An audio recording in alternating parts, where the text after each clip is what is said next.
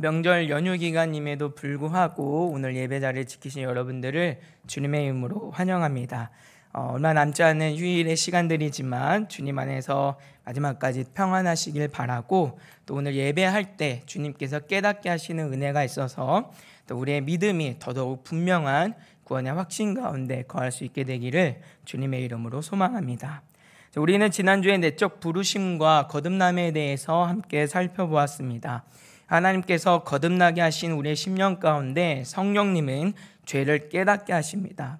그래서 하나님께로 모든 방향이 돌이켜진 이 거듭난 사람들의 가장 큰 특징은 죄를 미워하는 일임을 우리가 말씀을 통하여서 살펴보았는데, 그런데 많은 사람들은 이 죄의 문제에 있어서 죄라고 하는 사실보다 죄책감이라고 하는 감정을 더 심각하게 여기는 경향이 있습니다. 여전히 반복되는 죄와 그 죄책감 속에서 이러면서도 내가 그리스도인이라 할 수 있는가? 과연 내가 이러면서도 하나님의 자녀라 할 수 있는가? 과연 내가 하나님의 구원받은 자가 맞는가? 라고 하는 어떤 죄책감에서 오는 감정들의 문제 때문에 어떤 경우에는 내가 구원받기 위해서는 이런 걸 더 해야 되지 않을까라고 하는, 어떤 자격을 더 갖춰야 되지 않을까라고 하는 그런 생각을 하기도 하고, 또 나 같은 이 사람이라고 한다면 다른 이들보다 더 많은 수고와 어떤 노력이 있어야지만 내가 구원의 자리에서 이탈하지 않을 것으로 생각하는 그런 경향도 있습니다. 하나님께 회개하면 이 죄를 사하시고 깨끗하게 하실 것을 약속하셨음에도 불구하고 그 약속의 확신을 갖지 못하고 여전히 죄책감으로 인해 자신의 구원을 의심하며 불안해하는 모습들이 우리 안에 있습니다. 그러나 근본 문제인 이 죄를 해결하지 않고 이 죄책감에만 매달리는 것은 병의 원인을 생각하지 않고 그 증상에 집착하는 것과 같습니다. 근본적인 해결을 위해서는 주관적인 생각과 객관적인 사실을 구별하는 것이 중요합니다. 죄와 죄책감, 죄사함과 죄사함 받았다라고 느끼는 이런 감정들, 이런 부분들은 객관적 사실과 주관적 어떤 사실로서 구분하여서 우리가 살펴볼 필요가 있고, 그래서 하나님이 주시는 말씀에 따라서 하나님은 어떻게 구원을 우리에게 말씀하고 있는가, 이 부분을 우리가 잘 살펴가는 것이 굉장히 중요합니다. 그래서 이신층의 복음을 아는 건 굉장히 중요한 문제예요. 믿음으로 말미암아 의롭다함을 얻는다라고 하는 이신층의 복음은 하나님께서 구원받은 자에게, 하나님께서 만세전에 구원하려 택하신 자에게 이 거듭난 자의 죄의 문제를 어떻게 다뤄가시는지, 어떻게 그 죄의 문제를 해결하시고 어떻게 그 죄의 문제를 사하여 주시는지를 우리에게 가르쳐주는 굉장히 중요한 내용이기 때문입니다. 자, 그렇다고 한다면 믿음으로 말미암아 의롭다함을 얻는다라고 하는 것은 무슨 내용일까요? 우리가 이신층의 복음을 이해하는 데 있어서 가장 먼저 알아야 할 것은 왜 하나님은 의롭다 하심 앞에 믿음을 말씀하고 있는가입니다. 성경은 분명히 의롭다 함을 얻기에 앞서 믿음을 말씀합니다. 그러하다 보니 구원을 받기 위해 어떤 전제 조건으로서 우리가 믿음을 생각하게 되는데, 이는 명백한 오해입니다. 하나님은 결단코 구원을 받기 위한, 의롭다함을 얻기 위한 어떠한 조건으로서 믿음을 말씀하시는 게 아니에요.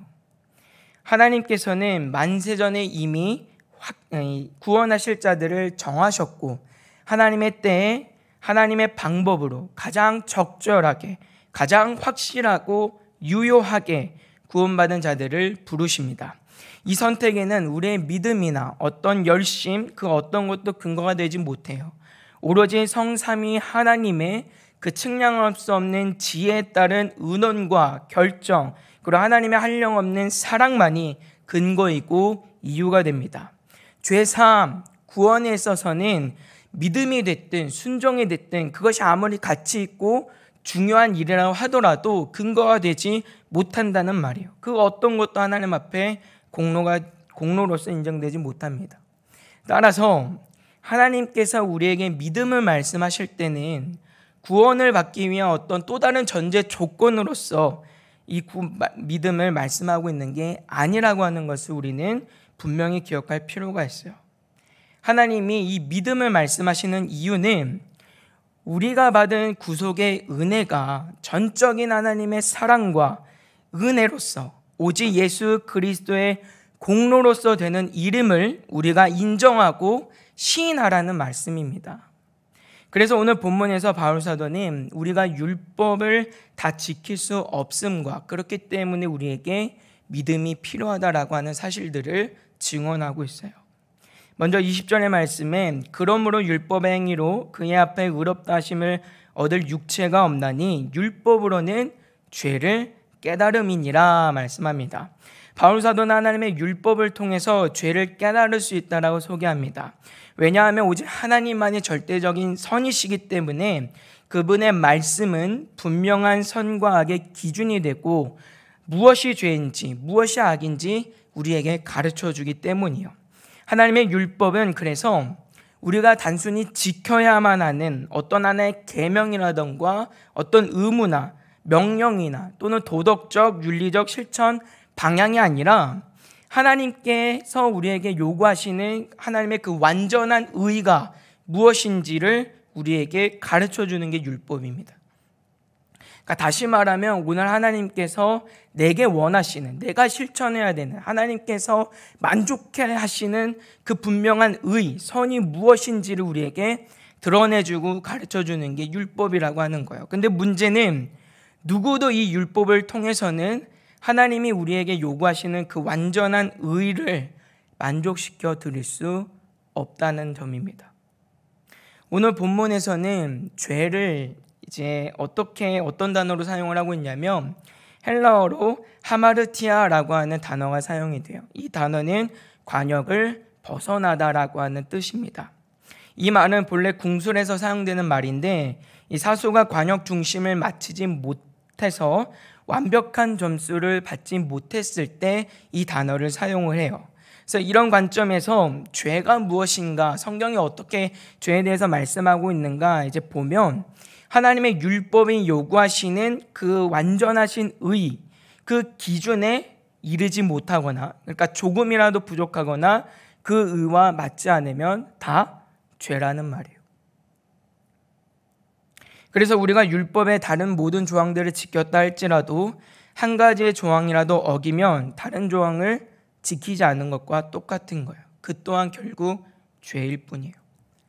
하나님이 우리에게 요구하시는 그 완전하신 의에서 조금이라도 모자라거나 벗어난 것은 다 죄이기 때문입니다. 율법이 그것을 우리에게 가르쳐 주는 거예요. 하나님의 의가 도대체 무엇인가? 우리의 삶에서 우리가 이루어내야 되는 하나님이 요구하시는 그 기쁘신 뜻과 의는 무엇인가? 그것을 율법이 우리에게 가르쳐주고 그렇게 살아가도록 우리에게 가르쳐주는 게 율법인데 문제는 뭐냐면 우리가 이 율법을 다 지킬 수 없다는 점이죠. 하나님의 율법은 하나님의 성품에서 비롯됩니다. 하나님은 의로우신 분이기 때문에 하나님의 율법 또한 의롭습니다. 하나님은 우리의 수준에 맞추기 위해서 하나님의 그 온전함을 반영하는 율법을 조정하지 않으세요. 하향평준화시키지 않으신단 말이에요. 하나님이 정하신 기준은 절대적인 것입니다. 하나님께서 만약 그 율법을 조정하셔서 이 기준을 우리의 수준으로 낮춰주시지 않는 이상 우리는 율법 앞에 여전히 죄를 범한 상태로 있을 수밖에 없어요. 그래서 바울 사도는 성경은 율법이 우리를 정죄한다라고 그렇게 소개를 하고 있는 거예요. 우리의 죄가 드러난다라고 그렇게 소개를 하고 있는 거예요. 아담과 노아, 아브라함을 비롯한 성경의 역사에서 나타나는 수많은 인물들이 있지만 그 인물들이 다 실패하죠. 그 역사가 우리에게 가르쳐주는 것이 이 땅에서는 어떤 누구라도 하나님이 요구하시는 그 완전한 의를 이룰 수 없다라고 하는 것을 우리에게 가르쳐주고 있는 대목입니다. 누구도 하나님이 요구하시는 이 완전한 일을 이룰 수가 없는 거예요. 만족시키지 못하는 거예요. 그래서 우리 주님께서 이 땅에 오셨고 십자가에 못 박혀 죽으시고 부활하심으로 하나님의 구속사역을 완성하시고 율법의 완성이 되어주셔서 하나님이 오늘 우리의 삶에 요구하시는 그 완전한 의를 영원토록 만족시켜 주신 겁니다. 믿음이라고 하는 것은 바로 이러한 사실을 우리가 인정하고 시인하고 이 진리를 붙들고 살아가는 일을 말하는 거예요. 내가 예수 그리스도의 공로로만 구원을 얻었습니다. 예수의 보혈이 나를 살렸습니다. 내가 전적인 아버지의 그 긍휼하심과 은혜로 말미암아 의로운 자가 되었습니다. 이러한 사실들을 우리가 입술로 고백하고 시인하고 인정하고 그 진리를 붙들고 살아가는 일이 믿음이라는 말이에요. 오늘 하나님께서 믿음으로 말미암아 구원함을 얻는다라고 하는 것은 우리에게 구원을 베풀어 주시기 위한 또 다른 어떤 전제 조건을 말씀하는 게 아니라 하나님이 내 삶에 이루어 주신 일들이 도대체 무엇인지를 알아서 그것을 내 삶에 고백하고 인정하고 시인하고 살아가라고 우리에게 말씀하고 계시는 겁니다. 내가 하는 것이 아니라 하나님이 하셨습니다라고 이 믿음, 이 고백을 가지고 살아가라고 우리에게 요청하고 계시는 거예요. 그래서 우리 믿음의 선배들은 이 믿음에 대해서 어떤 방식으로 이렇게 정리를 하고 있냐면 웨스트민스터 신앙고백서 14장 구원에 이르는 신앙이라고 하는 편에서 2항에 이렇게 정리를 하고 있습니다. 이 믿음으로 말미암아 말씀 안에서 친히 말씀하고 계시는 하나님의 권위를 인하여 말씀 안에 계시되어 있는 것을 기독교인은 참된 것으로 믿으며 그 말씀의 각 구절에 포함되어 있는 내용에 따라 행동하되 명령의 말씀에는 순종하고 경고의 말씀에 대해서는 떨고 금세와 내세에 대한 하나님의 약속의 말씀은 기꺼이 받아들인다. 그러나 구원에 이르는 신앙의 주요한 행위는 은혜 언약에 근거하여 칭의와 성화와 영생을 위하여 그리스도만을 받아들이고 영접하고 의존하는 것들이다 라고 그렇게 설명을 하고 있습니다. 믿음이라고 하는 건 우리의 또 다른 어떤 노력이나 행동 무언가를 의미하는 게 아니에요. 하나님이 이루신 일, 하나님이 내 삶에 베풀어 주신 그 은혜를 인정하는 것, 시인하는 것, 고백하는 것, 자랑하는 것, 그 하나님의 약속을 따라 살아가는 것, 그것이 성경이 우리에게 가르치는 믿음이라는 말입니다. 그래서 의롭다함을 받는다라고 할 때 믿음을 예고하고 계시는 건 하나님이 나를 의롭게 하셨다라고 하는 걸 인정하라라고 하는 그 의미가 여기에 담겨져 있는 거예요. 그래서 바울 사도는 로마서 10장 10절 같은 말씀에서 사람이 마음으로 믿어 의에 이르고 입으로 시인하여 구원에 이른다라고 그렇게 소개를 하고 있는 거예요. 그래서 우리가 믿음을 말할 때는 크게 세 가지를 기억을 하셔야 됩니다. 첫 번째로 믿음은 분명한 내용이 있어야 합니다. 우리가 사도신경으로 신앙을 고백하지만 이는 성경이 우리에게 가르치는 가장 기본적이고 기초적이고 중요한 내용을 정리해 놓은 내용들이에요. 하나님이 우리에게 행하신 가장 기본적인 것들을 정리하여 고백하는 내용이 사도신경이죠. 우리의 믿음의 선진들이 이러한 내용을 정리하고 고백하는 이유는 믿음이라고 하는 것이 분명한 내용을 가져야 하기 때문이에요. 내가 믿는다라고 하면서 무엇을 믿고 있는지 믿는 바 내용이 없다라고 한다면 그건 믿음이라 할 수 없어요. 우리가 성경 말씀을 통해서 하나님이 어떤 일들을 행하셨는지, 하나님이 누구신가에 대해서, 예수님이 누구신가에 대해서 우리에게 가르쳐 주시는 부분들을 알고 살펴야 하는 이유가 그것이 우리의 믿음의 내용이 되어야 하기 때문입니다. 히브리서 11장 1절은 믿음에 대해서 믿음은 바라는 것들의 실상이요 보이지 않는 것들의 증거다라고 우리에게 말씀하고 있어요. 믿음은 그저 맹목적이거나 또는 어떤 생각이나 관념이나 어떤 이념이 아니에요. 분명한 실존과 실체예요. 선명하게 믿는 바 내용이 있다라고 성경 우리에게 가르쳐주고 있는 거예요. 성삼위일체 하나님을 믿는다라고 할 때도 그냥 그런가 보다 하고 넘어가는 게 아니라 성경이 말씀하시는 대로 그 내용을 인정하고 받아들이는 것이 믿음입니다. 우리가 설교 말씀을 힘써 듣고 성경 말씀을 묵상하는 일들을 하는 건 우리의 믿는 바 내용이 있어야 하기 때문인 거예요. 하나님이 도대체 내 삶에 무엇을 행하셨는가? 그 내용을 알지 못하고 어떻게 우리가 무엇을 인정하며 무엇을 시인하며 살아갈 수 있을까요? 믿음이 성립이 되지 않는 거예요.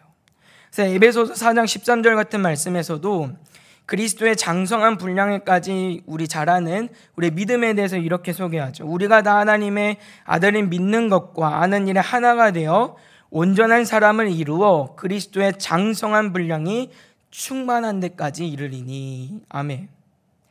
믿음의 내용이 풍성해질 때 우리의 믿음은 그리스도의 장성한 분량에까지 자라가는 것임을 성경은 말씀하고 있습니다. 처음에 교회에 와선 아무것도 모르죠. 그저 예수 믿으면 구원을 받는다 정도만 알아요. 그러나 우리의 믿음은 그 자리에만 머물러 있는 것이 아닙니다.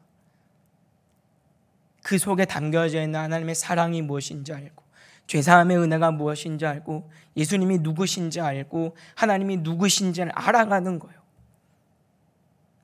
그것을 우리가 인정하고 시인하고 그렇습니다라고 고백하는 것이죠. 이것이 우리의 믿음인 거예요. 날마다 하나님의 말씀을 통하여서 우리의 믿는 바 내용이 풍성해져 가야 하는 이유가 여기에 있습니다. 그래서 칼빈 선생님은 믿음의 근거는 경건한 무지가 아니라 지식이며, 이 지식은 하나님뿐 아니라 그의 뜻까지 아는 지식이라고 우리에게 설명을 해주고 있어요. 믿음은 결코 어떤 결단이나 결심이나 관념이나 이념이 아닙니다. 분명한 실제 내용이 있는 거예요. 그래서 우리는 하나님이 어떤 일을 하셨는지 그 내용들을 성경 말씀을 통해서 주의 깊게 살펴갈 수 있어야 하는 것입니다. 날마다 믿는 바 내용이 풍성해져 갈 수 있는 복된 저 여러분들 다 되시기를 주님의 이름으로 부탁을 드립니다. 두 번째는 그래서 믿는 바 내용에 대한 동의가 있어야 합니다. 하나님이 행하시고 가르쳐 주시는 내용에 대해서 우리의 마음과 생각이 일치가 되어야지, 나는 그렇게 생각하지 않는데, 혹은 이렇게 하는 게 더 좋을 것 같은데, 이런 식으로 반응해서는 믿음이라고 할 수 없어요. 성삼위일체 하나님의 이 교리들이 굉장히 중요한데 다 설명될 수 없고 다 이해될 수 없죠. 그러나 성경에 분명히 말씀하는 그 내용들을 우리가 받아들이고 인정하고 그렇습니다라고 동의가 돼야 그것이 믿음이 되는 거예요. 다 내가 이해할 수 없고 설명할 수 없는 그때라도 그것이 옳다라고 동의할 수 있는 마음이 우리에게 있어야 됩니다. 그래서 하나님 앞에서 우리의 경험이나 지식이나 생각이나 감정 등을 앞세우지 못하고 꺾어야 하는 이유가 여기에 있는 것이죠. 믿음이라고 하는 것은 하나님이 보여주신 방식대로, 하나님이 말씀하시는 방식대로 그것에 동의하여서 그 말씀을 따라서 생각하고 행동하는 일이 되기 때문이에요. 따라서 세 번째는 믿음은 하나님을 향한 절대 신뢰와 의존을 말합니다. 하나님이 하신 말씀과 행하신 일들에 대해서 알고 있고 동의가 있다 하더라도 여기에 대한 우리의 어떤 전인격적인 전생애로 하나님을 신뢰하고 의존하는 일들이 없다고 한다면 믿음이라 할 수 없어요. 야고보서 2장 19절은 이렇게 말씀합니다. 내가 하나님은 한 분이신 줄을 믿느냐? 잘하는도다. 귀신들도 믿고 떠느니라. 이렇게 말씀하고 있습니다. 예수님의 형제 야고보는 행함 없는 믿음은 죽은 믿음임을 소개하는 중에 귀신들도 하나님의 한 분이신 줄을 믿고 떤다라고 설명을 하고 있어요. 그러니까 귀신들도 뭐가 있냐면 믿음에 대한 내용이 있고 그 내용에 대한 동의가 있죠. 그러나 뭐가 있냐면 그 내용과 동의에 대한 신뢰는 없어요. 의존이 없는 거예요. 그러니까 실천이 없어요. 다시 말해 우리가 믿음을 따라 행동하는 이유는 무엇이에요? 믿는 바 내용이 참되다는 것을 알 뿐만 아니라 그것을 인정하고 참되다라는 사실을 믿고 신뢰하기 때문에 그 말씀대로 살아갈 수 있는 거예요. 머리로는 알고 동의가 돼도 그것을 신뢰하지 못하면 결코 삶에 실천하기란 어려운 일입니다. 그래서 결국 믿음이라고 하는 것은 하나님께 내 삶의 모든 것을 맡기는 일이 되는 거예요. 주님은 오늘 우리에게 그것을 요청하고 계시는 것이지 어떤 구원을 이루기 위한 또 다른 전제 조건과 어떤 방법으로서 우리의 노력으로서 믿음을 말씀하고 계시는 게 아니라고 하는 것을 우리는 반드시 기억할 필요가 있습니다. 자, 그렇다고 한다면 이러한 믿음을 통해서 하나님이 우리를 의롭다 칭하시는 이 내용은 무엇일까요? 오늘 우리가 무엇을 인정하고 무엇을 시인해야 할까요? 우리 함께 따라하면 좋을 것 같습니다. 예수 그리스도의 의로 옷을 입는 일입니다. 하나님께서 우리를 의롭다 칭하시는 것은 우리가 예수 그리스도의 의로 옷을 입는다라고 하는 의미예요. 우리가 그것을 시인하고 인정해야 합니다. 우리가 칭의를 이해하는 데 있어서 가장 큰 오해 중에 하나는요, 의롭다함을 받은 것이 내가 더 이상 죄를 짓지 않게 되었다라고 생각하는 경향들이 있어요. 그러니까 내가 하나님 앞에 의롭다함을 얻었기 때문에 이제 나는 더 이상 죄를 짓지 않는 상태가 되었다라고 생각을 해요. 그러나 그것만큼 칭의에 대해서 잘못 생각하는 경우는 없습니다. 칭의라고 하는 것은 무엇이냐면 우리가 조금이라도 죄를 짓지 않은 상태가 되었다라고 하는 그런 의미가 아니에요. 여전히 우리는 하나님 앞에 범죄해요. 넘어지고 여전히 연약함이 있는 거예요. 그러나 그 모든 연약함과 우리가 가지고 있는 모든 그 죄의 문제들을 무엇으로 가리워 주냐면 우리 하나님께서 예수 그리스도의 공로와 의로 가리워 주시는 거예요. 그게 칭의입니다. 그래서 우리가 의롭다함을 얻는 의인이 될 수 있는 거예요. 자, 여러분 한번 잘 보세요. 자, 여기 이제 보시면 흰색 와이셔츠가 있는데 이게 우리가 가지고 있는 본질적 죄라고 합시다. 자, 그런데 이것을 예수 그리스도의 의로 덧입혀졌어요. 가리워졌어요. 자, 그러면 와이셔츠가 사라졌나요? 사라지지 않았죠. 그러나 예수 그리스도의 공로의 의로 가리워지면 어때요? 와이셔츠가 보일까요? 안 보일까요? 보이지 않아요. 하나님께서 우리를 보실 때 그렇게 인정을 해주시는 거예요. 칭의가 갖고 있는 의미가 그것입니다. 내가 전적으로 하나님 앞에 범죄하지 않는 상태가 되었다라는 것이 아니라 여전히 범죄함이 있고 여전히 연약함이 있고 여전히 넘어짐이 있지만 그러나 하나님께서 그것을 보지 않으시고 나를 그리스도의 옷으로 가리워 주셔서 그 의와 공로로 나를 바라봐 주신다는 거예요. 그래서 칭의는요, 우리의 상태의 변화가 아니라 신분의 변화를 말하고 있어요. 이것을 우리가 어려운 말로 의의 전가라고 표현을 쓰는 말입니다. 예수 그리스도의 의로 말미암아 우리가 의롭다함을 얻게 되는 거예요. 우리가 인정하는 것은 바로 그것이죠. 우리가 하나님께 의롭다함을 칭함받는 것은 값없이 주어진 은혜로 되는 일이지만 그 내용은 진짜로 값없이 되는 일이 아니에요. 먼저 우리 주님께서 우리가 감당해야 되는 모든 죄값을 대신 지불하셨다라고 하는 사실을 우리는 기억을 해야 됩니다. 24절 말씀해 보시면 그리스도 예수 안에 있는 속량으로 말미암아 하나님의 의로 값없이 의롭다 하심을 얻은 자 되었느니라, 이렇게 말씀하고 있는데, 자, 여기서 중요한 표현은 예수 안에 있는 속량이라고 하는 말이에요. 자, 속량이라고 하는 말은 어떤 의미냐면 종의 신분을 면하여서 자유인이 되게 하다라고 하는 의미입니다. 그래서 그 대가로는 금전적인 것뿐만 아니라 대신 일을 하거나 또 때로는 생명을 제공하는 경우도 있어요. 구약의 제사에서 하나님께서 대속물을 우리의 속량물로 삼아서 죄인된 이스라엘 백성들을 죄의 억압에서 벗어나 하나님과 교제할 수 있는 길을 여신 것처럼 우리 주님께서는 하나님이 택하신 모든 사람들의 죄에 대한 속량의 희생증물이 되어주셔서 자기 생명을 내어주심으로 말미암아 죄의 종로를 타는 우리의 신분을 이제는 하나님의 자녀, 백성된 자유인으로 바꿔주십니다.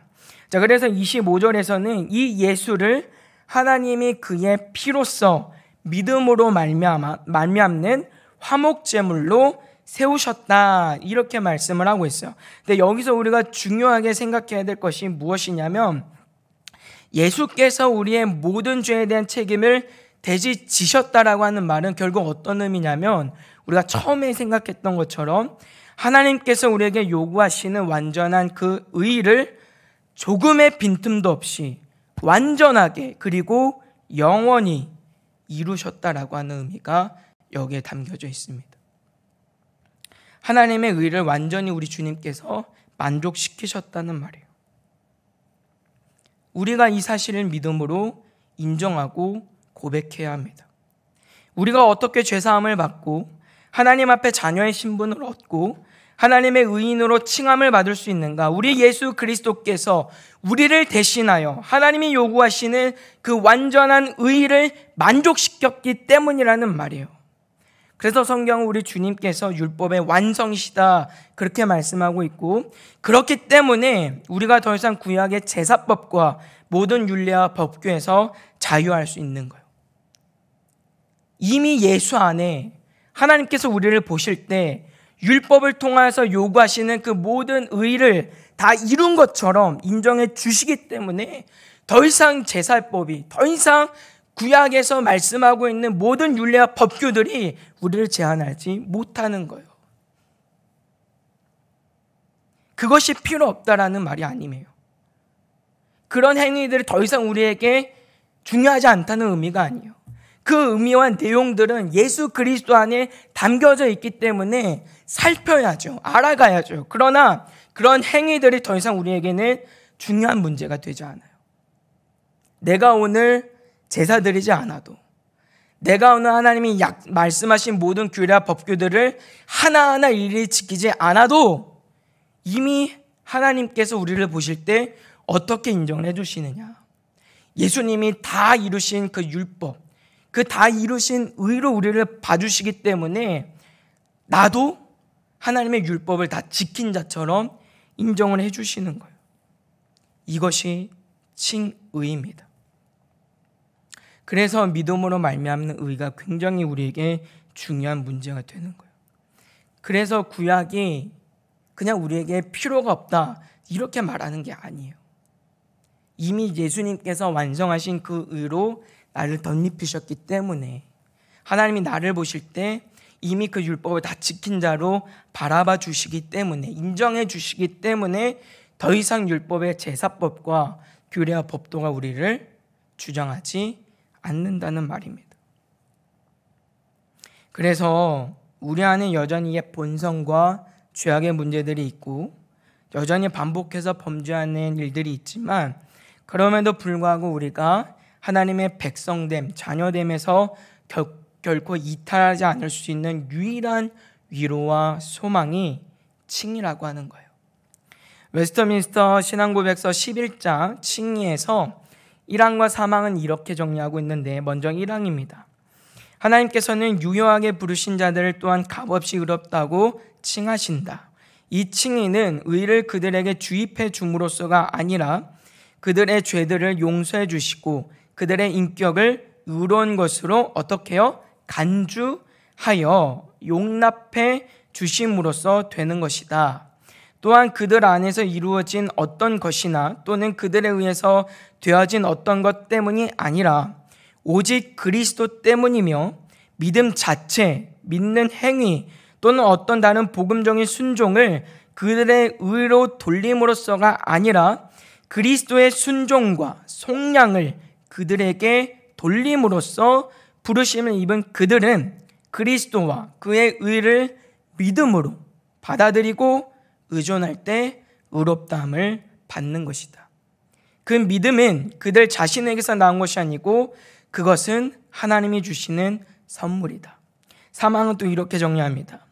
그리스도께서는 그가 순종하시고 죽으심으로써 이같이 의롭다함을 받는 모든 사람들의 빚을 완전하게 갚아주셨고 그들을 위하여 자기 아버지의 공의에 대해 합당하고 참되고 충분한 속상을 드렸다.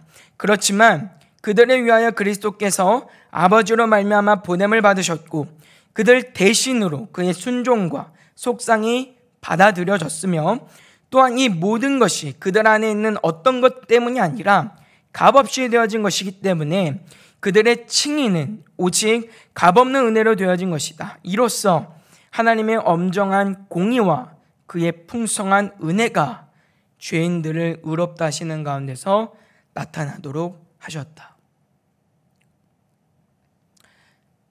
하나님께서 우리를 그냥 의인이라 칭하시는 게 아니에요. 우리가 해결해야 될 죄의 문제가 있어요. 그 죄의 문제를 우리 주님이 대신 다 지불하셨어요. 뿐만 아니라 우리가 하나님 앞에 행해야 하는, 하나님을 만족시켜야 되는 의의가 있어요. 요구되는 그 의의가 있어요. 그것을 우리 주님께서 그 그리스도의 공로와 의로 우리를 덧입혀 주심으로 말미암아 하나님의 그 의를 완전히 만족시킨 자처럼 바꿔주셨다는 거예요. 그렇기 때문에 그 은혜로 말미암아 죄인을 의롭다 하시는 이 칭의 안에는 하나님의 공의와 함께 하나님의 선하심이 그대로 나타나고 있다는 말입니다. 이와 같이 우리가 의롭다 칭함을 받는 것은 우리의 의를 행한 공로가 있다거나 실제로 우리가 의로운 자가 되었기 때문이 아니라 오로지 예수 그리스도의 그 공로와 그 의의 전가로 말미암아 하나님께서 나를 더 이상 죄인으로 보지 않으시고 하나님의 의를 만족시킨 의인으로 여겨주시며 이로 인해 우리가 하나님의 자녀, 백성 될 수 있음을 성경은 가르쳐주고 있습니다. 그래서 바울 사도는 오늘 본문 25절 하반절에 이렇게 증언하죠. 하나님께서 길이 참으시는 중에 전에 지은 죄를 간과하심으로 자기의 의로우심을 나타내려 하심이니. 하나님께서 죄를 간과하신다고 말씀하고 계세요. 죄라고는 조금도 용납하지 않으시는 그 하나님이 우리를 보실 때 그 죄를 간과하신대요. 간과라고 하는 말은 대강 보아 넘기다라고 하는 말이죠. 하나님이 우리를 보실 때 우리 안에 있는 연약함과 부족함과 그 죄가 있음에도 불구하고 그것을 보지 않으신대요. 그냥 안 보시는 것이 아니라 예수 그리스도의 의로 옷 입은 자들이 되었기 때문에 하나님께서는 우리의 죄를 보지 않으시고 그 의를 보심으로 말미암아 오늘 우리를 의롭다 인정해 주신다는 말입니다. 이 고백과 시인을 우리 하나님은 믿음으라 말씀하시고 그것을 오늘 우리에게 요구하고 계시는 거예요. 누가 너를 의롭게 하였느냐? 어떻게 너가 의롭게 되었느냐? 우리가 하는 것이 아니라 내가 하는 것이 아니라 하나님이 하셨습니다. 이 인정이 우리에게 필요하다는 말입니다. 그래서 바울 사도는 이렇게 칭의를 입은 자들에 대해서 갈라디아서 3장 26절과 27절에 이렇게 증언하고 있는데 우리 한 목소리로 함께 읽어보도록 하겠습니다. 갈라디아서 3장 26절 27절입니다. 시작. 너희가 다 믿음으로 말미암아 그리스도 예수 안에서 하나님의 아들이 되었으니 누구든지 그리스도와 합하기 위하여 세례를 받는 자는 그리스도로 옷 입었느니라. 아멘. 이것이 칭의입니다. 사랑하는 성도 여러분, 믿음으로 말미암아 의롭다함을 얻는다는 이 신칭의 복음은 우리에게 구원을 이루기 위한 또 다른 어떤 전제 조건에 대해서 말씀하시는 것이 아닙니다. 이 은혜는 우리가 가히 측량할 수 없는 하나님의 깊은 은혜와 사랑이 담겨져 있는 거예요. 의로울 것 하나 없는 우리를 얼마든지 하나님을 의롭다 하실 수 있는 분이 우리 하나님이시고 그 인자와 그 사랑이 얼마나 놀라운 것인가에 대해서 하나님의 그 선하심이 얼마나 위대하고 측량할 수 없는가에 대해서 오늘 우리에게 가르쳐주고 있는 것이 믿음과 칭의입니다. 그래서 오늘 본문 26절에 이렇게 말씀하죠. 곧 이때에 자기의 의로우심을 나타내사. 여기서 자기는 누구일까요? 하나님이시죠. 자기의 의로움을 나타내사 자기도 의로우시며 또한 예수 믿는 자를 의롭다 하려 하심이라. 아멘. 따라서 이 신칭의 몸은 그 어떤 것과도 비교할 수 없는 우리의 참된 위로와 소망입니다. 우리가 이 땅에서 참된 구원의 확신을 가지고 하나님의 자녀로서 죄와 싸워 이겨가기 위해서는 반드시 이 소망을 가진 자가 되어야 해요. 이 소망에 붙들린 바 되어야 합니다. 내가 죄사함을 받았는가라고 하는 주관적인 생각과 감정이 아니라 하나님의 분명한 약속, 객관적 그 진리에 우리의 믿음이 기초가 되어야 합니다. 사랑하는 성도 여러분, 칭의는 결코 우리가 죄를 짓지 않는다는 의미가 아니에요. 예수 그리스도의 의로 옷 입혀지는 이름을 기억하시고 오늘 내가 범죄하는 사실에 두려워 떨기보다는 나 같은 자도 하나님이 의롭다 하시며 그 예수 그리스도의 공로한 의로 옷 입혀주셨음을 감사하고 기뻐하며 더더욱 힘써 하나님 앞에 의롭다함을 받은 자로서 죄와 싸워 승리하며 나갈 수 있는 복된 저와 여러분들 다 되시기를 주님의 이름으로 부탁을 드립니다.